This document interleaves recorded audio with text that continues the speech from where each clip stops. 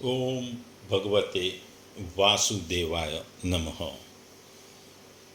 ભગવત શ્રીમદ ભાગવતનો ત્રીજો સ્કંદ અને ત્રીજા સ્કંદનો ત્રીજો અધ્યાય એટલે કે ભગવાનની લીલાઓના અને ચરિત્રોનું વર્ણન. ઉદ્ધવજી પછી વિદુરજીને કહે છે કે ઘણો સમય થયા વૃંદાવનમાં અને વ્રજમાં, પછી ભગવાન પોતે માતા પિતાને સુખ આપવાની ઈચ્છાથી, દેવકી વાસુદેવને સુખ આપવાની ઈચ્છાથી એ બળદેવજી જોડે મથુરામાં ગયા. મથુરામાં રાજા કંસ રાજ કરતો હતો. એ નિર્દયી અને અત્યાચારી હતો. એને એક આગાહીની ખબર પડી હતી કે એની બહેનનો 8મો સંતાન એનું મોતનું કારણ બનશે. આથી આ દરમિયાન એણે ઘણા બધા બાળકોને મારી નાખ્યા. મથુરામાં પહોંચ્યા પછી કૃષ્ણ ભગવાન અને બળદેવજીએ કંસને લલકાર્યો. તેમણે કંસને દ્વંદ્વ યુદ્ધમાં પરાજિત કર્યો. શત્રુ સમુદાયના સ્વામી કંસને ઊંચા સિંહાસન પરથી નીચે પટકી અને તેના પ્રાણનું હરણ કર્યું અને એના શબને ઘણા વેગથી જમીન ઉપર ફેંકી દીધું. આપણે જોયું કે ભગવાને બાળપણમાં પણ ઘણા રાક્ષસો માર્યા હતા, પણ એમણે અમુક સમય પછી જ કંસને માર્યો. જીવનમાં પણ તમારે યોગ્ય સમયે રાહ જોઈને જ કાર્ય કરવું જોઈએ. કારણ કે યુદ્ધ માટે કંસ જોડે યુદ્ધ કરવા માટે ભગવાને પણ જો જીવનમાં રાહ જોઈ હોય તો તમારે પણ તમારા જીવનમાં ધીરજ અને યોગ્ય સમયની રાહ જોવી પડે. યોગ્ય સમયે યોગ્ય કાર્ય કરો તો તમને એ સફળતા મળે છે. આપણે હમણાં જોયું કે પહેલગામમાં આતંકી હુમલો થયો તો પાકિસ્તાનને સબક શીખવાડવાનું હતું, તો બીજે દિવસે હુમલો ના કર્યો. થોડા સમય ભારતની સરકારે સૈન્યની તૈયારી કરી અને અચાનક એક દિવસ રાત્રે ત્રાસવાદીના જે છુપાવાના સ્થળો હતા એની ઉપર હુમલો કરી ત્રાસવાદીઓને માર્યા. એટલે આ કંસ અને કૃષ્ણની લડાઈ એ સત અને અસત વચ્ચેનું યુદ્ધ હતું. કૃષ્ણ ધર્મ અને સત્યના પ્રતીક હતા, જ્યારે કંસ અંધકાર, ભય અને અધર્મનું પ્રતીક હતું. અને આપણે જો કે છેલ્લે સત્યની જીત થાય છે. કાંઈ પણ થાય, સત્ય અને ન્યાય છેલ્લે વિજય બને છે ને એનો ભવ્ય વિજય હોય છે. કંસનું અહંકાર અને ભય તેને વધુ પાપ તરફ દોરે છે, એટલે એને મુક્તિ, એ પોતાની મુક્તિ ટાળી શકતો નથી. કૃષ્ણ એ શીખવે છે કે કેટલી પણ મોટી સમસ્યા હોય એનો સામનો કરવો જોઈએ અને યોગ્ય સમયે આપણે જીવનમાં કામ કરવું જોઈએ, યોગ્ય સમયની રાહ જોવી જોઈએ. આ ભાગવતની કથા છે, એક ધાર્મિક તો છે, પણ એ આપણને જીવનમાં જીવવાનો એક માર્ગ બતાવે છે કે જ્યાં સત્ય છે, ધૈર્ય છે અને ધર્મ છે એ આખરે હંમેશા વિજય પ્રાપ્ત કરે છે. પછી આગળ ઉદ્ધવજી કહે છે કે સાંદીપની મુનિને ત્યાં ભગવાન કૃષ્ણ ભણ્યા હતા, સુદામા પણ ભણ્યા હતા. આપણે વાર્તાઓ વાંચી છે. સાંદીપની ઋષિ પાસે ભણ્યા પછી ભગવાને મુનિને કીધું કે હું તમને ગુરુ દક્ષિણામાં શું આપું? ત્યારે સાંદીપની મુનિએ કહ્યું કે એમના પુત્ર સમુદ્રમાં ગયો છે અને ત્યાંથી પછી એ કદી પાછો આવ્યો નથી. જો તમે મને ગુરુ દક્ષિણા આપવા માંગતા હોય તો આ પાછો લાવો. શ્રી કૃષ્ણ પોતાના ભાઈ બલરામ સાથે સમુદ્ર કિનારે ગયા. એમણે સમુદ્રદેવને પૂછ્યું. સમુદ્રદેવે જે કીધું કે એક શંકાસુર નામનો એક રાક્ષસ બાળકનું અપહરણ કરીને યમરાજના લોકમાં લઈ ગયો છે. પછી કૃષ્ણ આ વાત સાંભળી યમલોકમાં ગયા. યમરાજ સાથે એમણે સંવાદ કર્યો અને અંતે સાંદીપની મુનિના પુત્રને જીવિત કરી પાછા લાવ્યા. એટલે સાંદીપની મુનિ ખૂબ જ પ્રસન્ન થઈ ગયા અને એમના શિષ્ય એવા ભગવાન કૃષ્ણને એમણે આશીર્વાદ. આ કથામાં પણ ઘણું શીખવાનું છે. ગુરુ માટે હંમેશા શ્રદ્ધા અને સમર્પણ હોવું જોઈએ. શ્રી કૃષ્ણએ બતાવ્યું કે સાચો શિષ્ય ગુરુ માટે પોતાનું જીવન પણ જોખમમાં મૂકે છે. ગુરુ શિષ્યનું આ શ્રેષ્ઠ સંબોધન છે. ભગવાને ગુરુ પાસેથી શીખેલી વિદ્યાનું ઋણ પણ ગુરુ દક્ષિણામાં અશક્ય વસ્તુને શક્ય બનાવીને પૂરું કર્યું. અસાધ્યને પણ સાધ્ય બને છે જ્યારે પોતાના મનનો ભાવ શુદ્ધ હોય છે. એટલે કોઈ પણ વસ્તુમાં જિંદગીમાં તમારે સફળતા મેળવી હોય, તમારે સફળતાના તમારી અંદરની ભાવના શુદ્ધ અને ચોખ્ખી હોય, કોઈનું ખરાબ કર્યા તો સારી વસ્તુ કરવા માંગો તો તમે સિદ્ધિના શિખર ઉપર પહોંચો છો. અને બીજું, આ શાંતિપની મુનિ અને કૃષ્ણના આ વસ્તુમાં આપણને ધર્મ અને કર્તવ્યતાની મહત્તા સમજાય છે. ભગવાન હોવા છતાં કૃષ્ણ ભગવાન શિષ્ય તરીકે પોતાની ફરજ નિભાવી. એટલે ભગવાન પણ કર્તવ્યનિષ્ઠ હોય છે. ભગવાન ભલે જગતનો નાથ હોય, જગતનો તાત હોય, પણ કર્તવ્ય નિષ્ઠામાં એ હંમેશા હોય છે. એટલે આ કથા એક ચમત્કારની નથી, પણ જીવનમાં શ્રદ્ધા, કર્તવ્ય અને નિષ્ઠાના મૂલ્યોને આપણને શીખવે છે. કારણ કે આ જીવનમાં જો ગુરુ પ્રત્યેની શ્રદ્ધા, કર્તવ્ય ગુરુ પ્રત્યેનું અને નિષ્ઠા આપણને શીખવે છે. એટલે આપણે જોયું છે કે જીવનમાં આપણા ધાર્મિક શાસ્ત્રોમાં શિષ્ય ગુરુની પરંપરા બહુ જ વખણાય છે.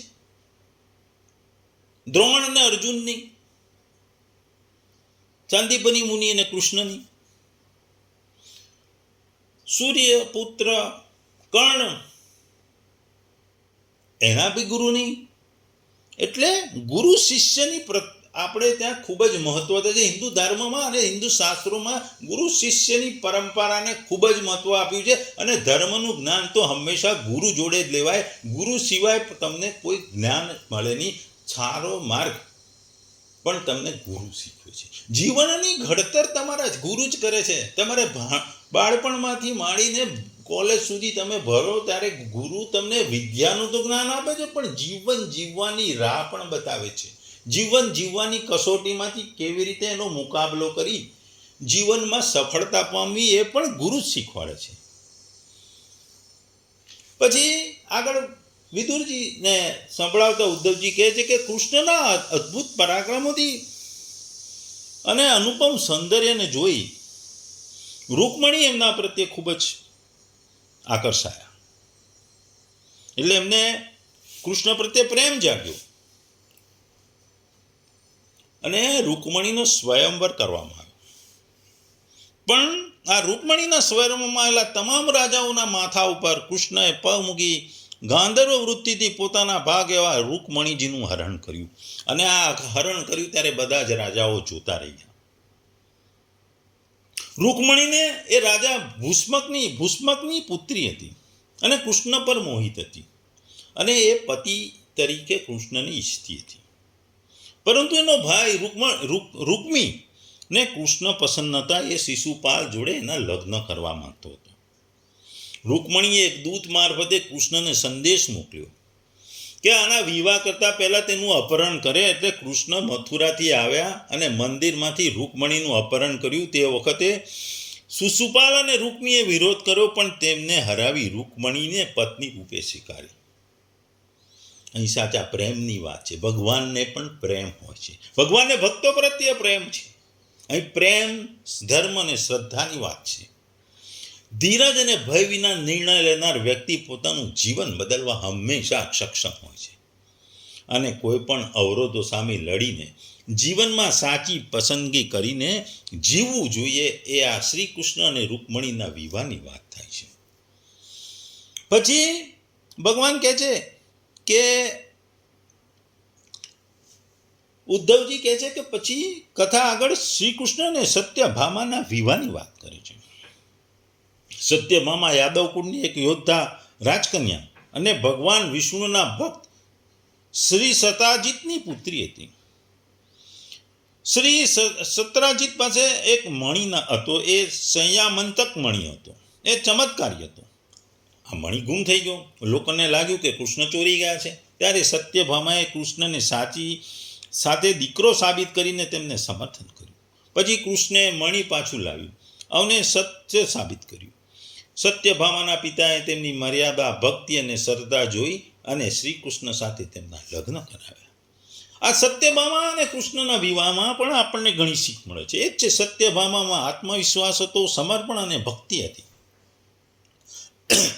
સહધર્મચારી બનેલી પત્ની માત્ર સાથી નહીં પણ જીવન પત્ની પણ સહયાત્રી છે. એ પણ આ વસ્તુ છે કે આપણે બી જોઈએ છે કે જીવનના પૈડામાં પતિ પત્નીના સંબંધો અને પતિ પત્નીના બે પૈડા જ જીવનનો આખો તમારો માર્ગ પાછળ કરે છે. જો એ બે પૈડામાં જો ભેદ હોય, એ બે પૈડા જો એક જ સરખી ચાલે ના ચાલે તો તમારા જીવનમાં ડગમગતા આવી જાય છે. એ વાત આ ઘટનામાં આપણને જોવા મળે છે. સત્ય, પ્રેમ અને વિશ્વાસ લગ્નના સાચા આધાર છે, જે ખાસ કરીને આજના જમાના માટે જરૂર છે. કારણ કે આજે બાહ્ય દેખાવથી અને વાતોથી જે સંબંધો થાય છે એને કારણે આજના જમાનામાં કેટલા બધા ડિવોર્સ, છૂટાછેડાનું પ્રમાણ વધી ગયું છે. એટલે આ કૃષ્ણ અને સત્યભામાનો વિવાહ પણ એક સમાજને એક ઈચ્છા, એક માર્ગ ચિહ્ન છે. આગળ ભગવાનની વાતો કરતા ઉદ્ધવજી કહે છે કે ભીમાસુર નામનો એક રાક્ષસ હતો. ભૌમાસુર તરીકે પણ ઓળખાતો હતો. નરકાસુર નામનો દાનવ હતો. તે ભૂદેવીનો પુત્ર અને અનેક શક્તિશાળી અસુર રાજા હતો. એ બહુ તપ કરી દેવતાઓ પાસેથી એણે શક્તિશાળી શસ્ત્રો મેળવ્યા હતા અને દુરાચારી રાજા બન્યો. અને ઘણી રાણીઓ, યુવતીઓને કેદમાં રાખી બળાત્કાર કર્યા હતા. એટલે એ વખતે કહેવાતું કે 16,100 યુવતીઓ એણે કેદમાં રાખી હતી. દેવતાઓને પરેશાન કર્યા. કૃષ્ણ નિવાસસ્થાનમાં એમણે દ્વારકામાં પણ ધમકી આપી હતી. પછી શ્રી કૃષ્ણએ પોતાની પત્ની સત્યભામા સાથે ભીમાસુરના રાજ્ય ઉપર ચઢાઈ કરી. ભૌમાસુર પાસે માયા અને શક્તિશાળી સેના હતી, પણ કૃષ્ણએ તેને એક કરીને સેના નષ્ટ કરી. આખરે શ્રી કૃષ્ણએ ભૌમાસુરનો વધ કર્યો.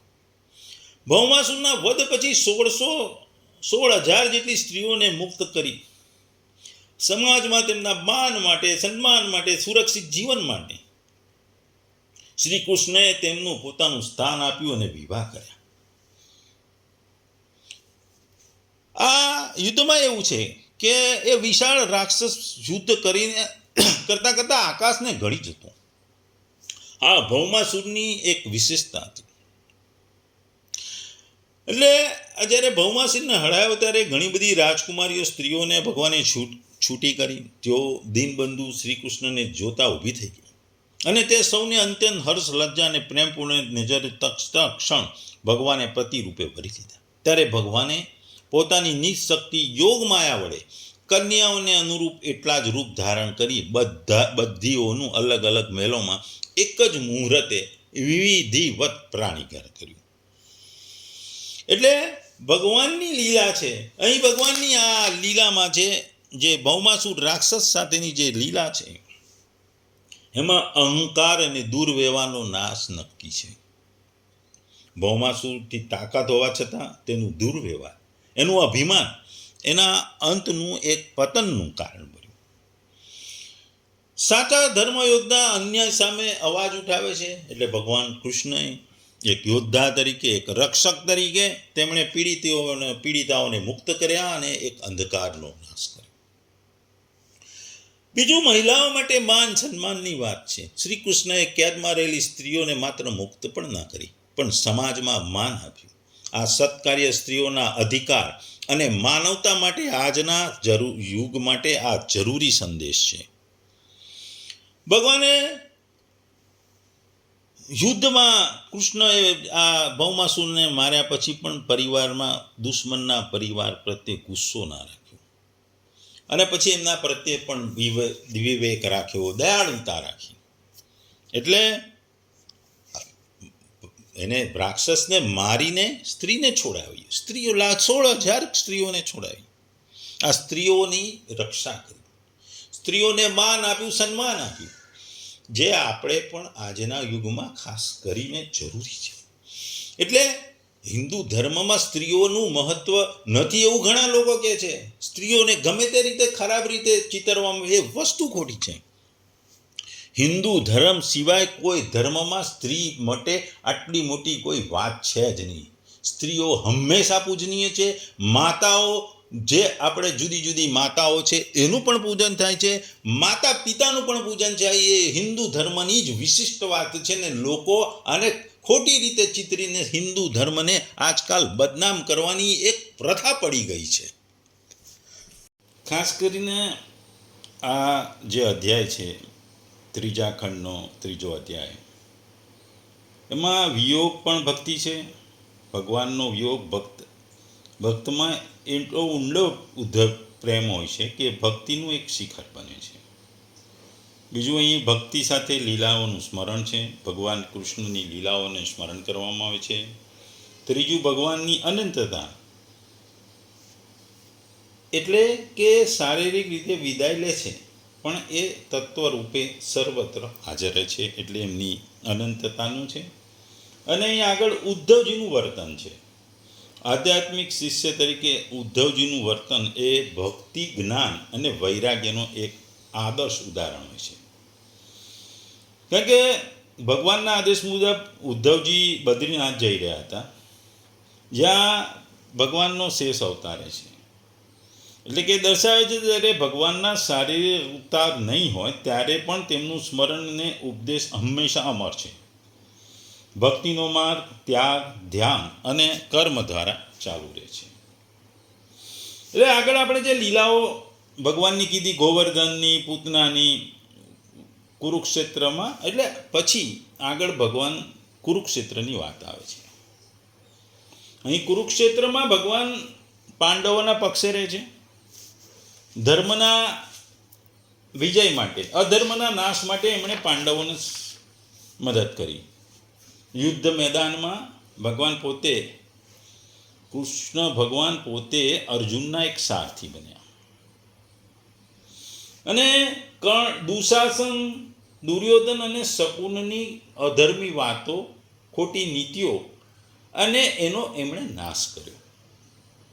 આ નાશ કરવા એમણે અર્જુન, ભીમ અને વગેરેને એમણે પોતાના એક હથિયાર બનાવ્યા અથવા પોતાના એક વસ્તુ બનાવી કે જેના ધરે 18 અક્ષોહિણી સેના, જેમાં દ્રોણ હતા, ભીષ્મ હતા, એ દ્રોણ, ભીષ્મ એ વગેરે હતા, છતાં પણ એમણે અર્જુન અને ભીમને પોતાના મદદ વડે એમને નાશ કર્યો. અને આખા પૃથ્વીના ઉપર જે અધર્મનો વજન હતું એ અધર્મનો નાશ કરીને એ વજન હલકું કર્યું.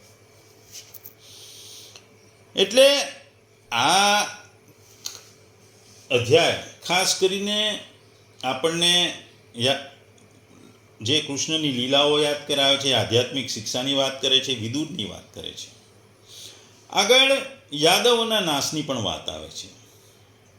ઉદ્ધવજી કહે છે કે યુવાન યાદવ, જેમાં કૃષ્ણના પુત્ર સાંબાનો પણ સમાવેશ થાય છે, એમણે ઋષિઓનું અપમાન કર્યું, જેને પરિણામે ઋષિઓએ શ્રાપ આપ્યો અને કે યાદવો પોતાના હાથે નાશ પામશે. આ શ્રાપ આ યાદવોના આંતરિક વિવાદ અને નાશનું કારણ બન્યું. આ ઘટના શ્રી કૃષ્ણની દેવી યોજનાનો એક ભાગ હતો, જેના દ્વારા તેમણે પૃથ્વીનો ભાર ઘટાડવાનું કાર્ય કર્યું.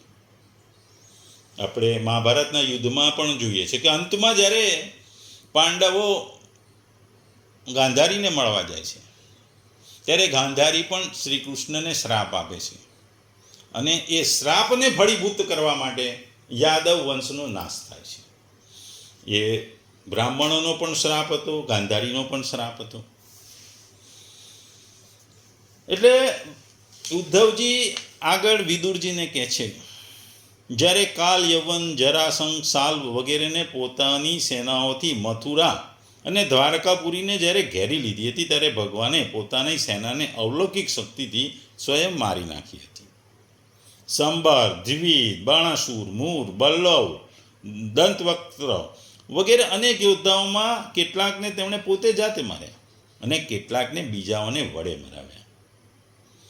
એટલે પછી એમણે મહાભારતનું યુદ્ધ કરાવ્યું, એમાં ધર્મનો વિજય થયો.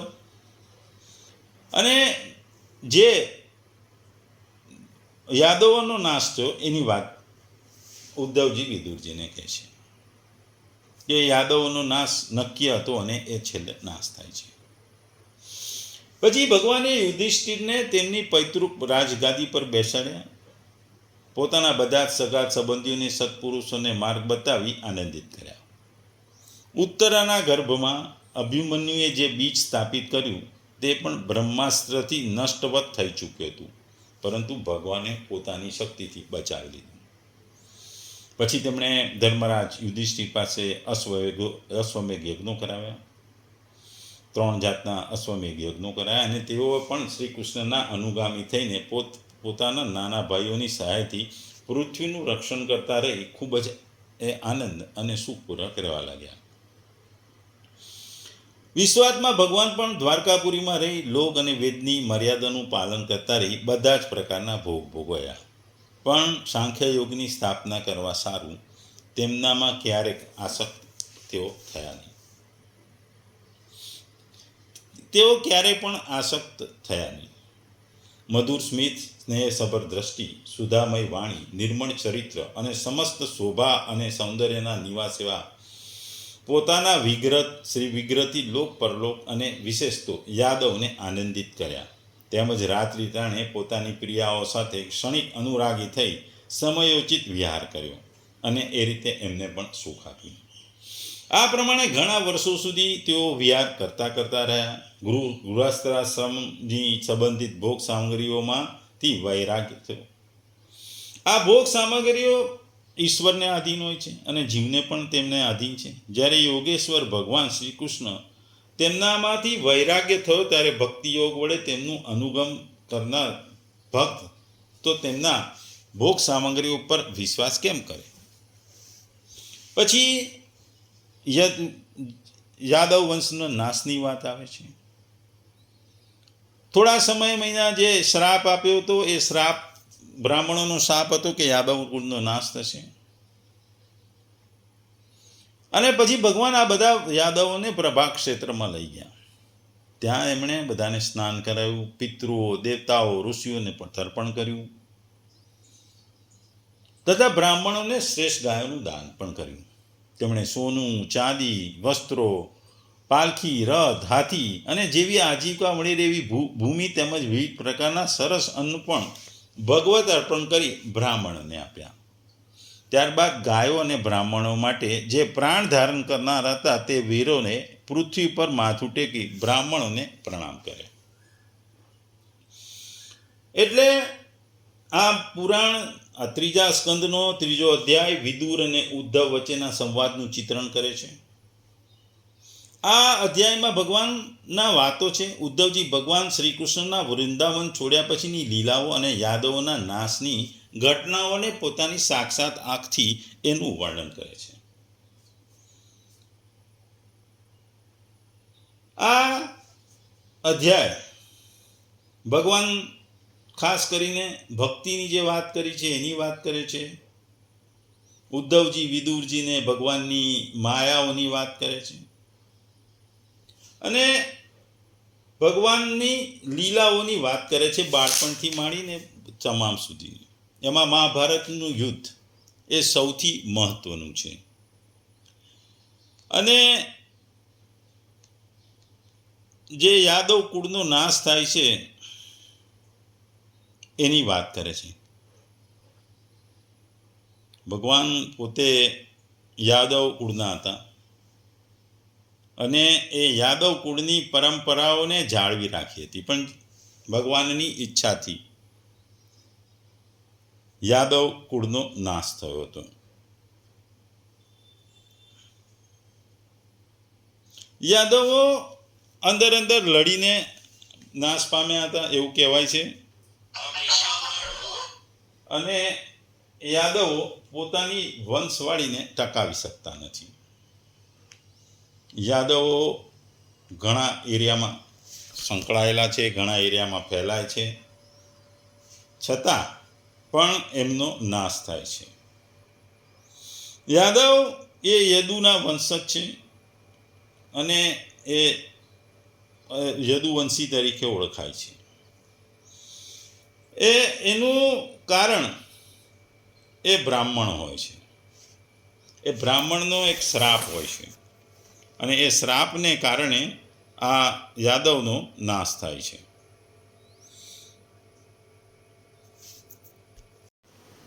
મહાભારતની લડાઈ થઈ જવા પછી દ્વારકાના યાદવો તદ્દન મદોન્મત્ત અને નિરંકુશ બની ગયા હતા.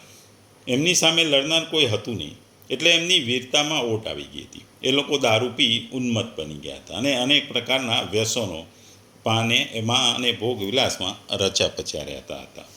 આ વેળા મહર્ષિ નારદ, વિશ્વામિત્ર અને કર્ણ મુનિ શ્રી કૃષ્ણના દર્શન માટે દ્વારકા આવ્યા હતા. યાદવ કુળના કુમારો વિવેક વિચારને તજી એટલા હૃદય મૂર્ખ બન્યા કે તેમણે આવા પવિત્રને પૂજ્ય મહર્ષિઓની મસ્કરી કરવામાં કુબુદ્ધિ સૂજી. એમણે કૃષ્ણના પુત્ર સાંબને સ્ત્રીનો પોશાક પહેરાવ્યો. એણે ઋષિઓ પાસે લઈ ગયા અને મસ્કરીમાં પૂછ્યું, મહારાજ, આ સ્ત્રી સગર્ભા છે, એને પુત્ર અવતરશે કે પુત્રી, એ જરા કહો. ઋષિઓ સમજી ગયા કે આ અવિચારીય છોકરાઓ એમની ઠઠ્ઠા મસ્કરી કરી રહ્યા છે. તેઓ ક્રોધે ભરાયા અને બોલ્યા, ઉદ્ધત છોકરાઓ, એના પેટમાંથી જે પેદા થશે તેના વડે તમારું આખું યાદવ કુળ નાશ પામશે. બીજે દિવસે સામના પેટમાંથી એક મુસળ એટલે કે સાંબેલું પેદા થયું. શ્રી કૃષ્ણની આજ્ઞાથી એના ચૂરે ચૂરા કરી એને સમુદ્રના જળમાં નાખી દેવામાં આવ્યું. દિવસે દિવસે યાદવને દારૂ પીવાનો છંદ વધ્યો જતો હતો, એટલે એમાંથી એમનો નાશ થશે એમ ધારી શ્રી કૃષ્ણ દ્વારકામાં દારૂ પીવા બંધી કરી. પણ યાદવો એમ ગાંઠે એવા નહોતા. એકવાર એક પવળણી ઉપર બધા યાદવો દરિયા કિનારે પ્રભાસ પાટણ આગળ એકઠા થયા. ત્યાં શ્રી કૃષ્ણ અને બલરામ વગેરે વડીલોની કોઈ પણ અમાન્ય સિવાય હદબાદ દારૂ પીને છાંટતા બન્યા. શ્રી કૃષ્ણે એમને બહુ વાર્યા, પણ કોઈએ કશું સાંભળી દીધું. દારૂનું પરિણામ જે આવું ઘટે તે આવ્યું. હદ ઉપર દારૂ પીવાથી ખુમારીમાં કૃતવર્મા અને સાત્વિક ચડબડી ઉઠ્યા. ચડપડાટ ઉપરથી ગાળાગાળીને ગાળાગાળી ઉપરથી મારામારી પર વાત આવી ગઈ. સાત્વિકે ક્રોધમાં આવીને કૃતવર્માનું માથું કાપ્યું. કૃતવર્માના પક્ષના માણસોએ સાત્વિક પર તૂટી પડ્યા. એ જોઈ શ્રીકૃષ્ણના પુત્ર પ્રદ્યુમને એમના પર હુમલો કર્યો. જોત જોતામાં ભયંકર લડાઈ મચી રહી હતી. સાત્વિકને પ્રદ્યુમન પણ માર્યા ગયા. એક પછી એક બધા યાદવો આપસમાં લડીને મરણ પામ્યા. યાદવની લાશ પ્રભાસ તીરે જોતા જોતામાં ઢગલો થઈ ગયો. ઋષિઓ અને ગાંધારીનો સાપ પણ ફળ્યો. સૌ યાદવનો નાશ થતાં ભગવાન કૃષ્ણ જોઈ રહ્યા હતા. એમણે પોતાના સારથી દારૂકને અર્જુનને બોલાવી લાવવા હસ્તિનાપુર મોકલ્યા અને તે અર્જુન નિરાધાર બનેલી યાદવ સ્ત્રીઓનું રક્ષણ કરવા સંદેશો કહેવાય. શ્રી કૃષ્ણ મોટાભાઈની શોધમાં ચાલ્યા. બલરામ એક જગ્યાએ એક મોટા ઝાડના છાંયડે સમાધિ ચડાવીને બેઠા હતા. કૃષ્ણે તેમને ત્યાં જ રાહ જોવાનું કહ્યું અને તે પોતે પાછા દ્વારકા તરફ પ્રયાણ કર્યું. દ્વારકાજી શ્રી કૃષ્ણ પિતા વસુદેવને મળ્યા. યાદવકુળના સર્વનાશની બધી વાત કહી. અર્જુન આવે ત્યાં સુધી દ્વારકામાં રહેવા વિનંતી કરી. હવે પૃથ્વી પર મારું કર્તવ્ય પૂરું થયું છે, મારું કર્તવ્ય પૂરું થયું એમ કે કૃષ્ણ પાછા પ્રભાસ પાટણ આવ્યા. એ દરમિયાન બળરામે તો પ્રાણ ત્યજી દીધો અને શ્રી કૃષ્ણ ઉદાસ ચહેરે આમ તેમ ફરવા લાગ્યા. અને છેવટે એક પારધીએ એમને, જે શિકારની શોધમાં હતો, એના તીરથી એમનો પણ અંત થયો. ટૂંકમાં આ અધ્યાયમાં ઉદ્ધવજી વિદુરજીને ભગવાનની ચરિત્ર અને લીલાઓની વાત કરે છે.